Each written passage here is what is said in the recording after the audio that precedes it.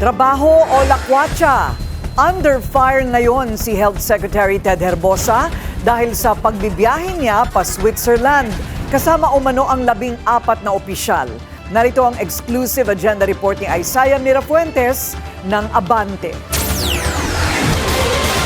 Sa inilabas na kautusan ni PBBM, pinalilimitahan niya ang biyahe ng mga opisyal ng gobyerno dahil sa energy crisis.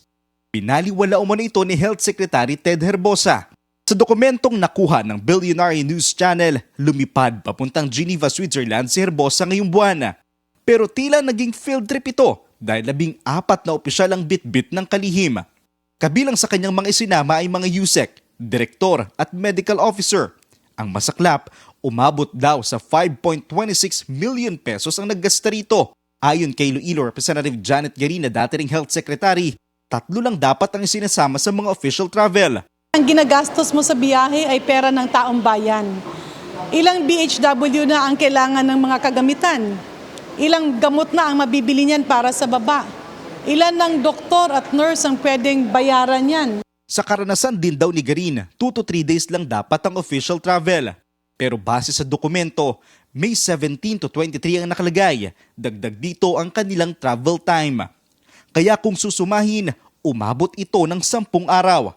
Dagdag ni Garin, tanging ang sekretary lang dapat ang nasa business class. Pero kapansin-pansin sa dokumentong nakuha ng BNC na upgraded from economy to business class si USEC Albert Domingo. Ayon kay Garin, si Herbosa may tuturing na may highest number of travel sa lahat ng naging kalihim ng DOH. So I believe it's very insensitive, irresponsible and calloused. Kasi nga ilang beses na sinasabi, ginagawa pa rin. Para bang isipin mo naman, ano ba yung ambag ng bawat isa na pupunta doon? Dahil sa sunod-sunod na biyahe ni Secretary Herbosa, umugong ang mga espekulasyong ginagamit niya itong pangregalo sa ilang matataas na opisyal para patahimikin sila sa mga issue laban sa kanya. Patong-patong na rin kasi ang mga reklamong kinaharap ni Herbosa. Kasama na dyan ang nasa Office of the Ombudsman. Hanggang sa ngayon, wala pa rin sagot si Herbosa sa mga aligasyon laban sa kanya. Para sa agenda, Isaiah Mirafuentes, Abante.